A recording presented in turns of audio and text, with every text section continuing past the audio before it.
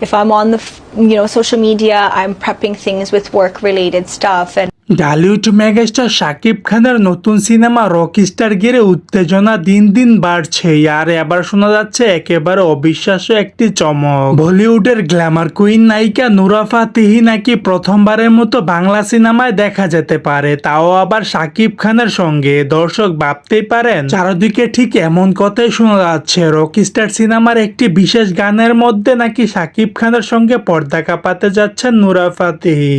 এখানে শেষ নয়, সাম্প্রতিক একটি সাক্ষাৎকারের মধ্যে নুরা ফাতেহি ইঙ্গিত দিয়ে জানিয়েছে তিনি নাকি বাংলা সিনেমায় কাজ করতে যাচ্ছেন, আর সেটি বাংলাদেশের সবচেয়ে বড় তারকা শাকিবকে। এই খবর প্রকাশের পর থেকে ভক্তদের মধ্যে নতুন করে তৈরি হয়েছে উত্তেজনার তুঙ্গে।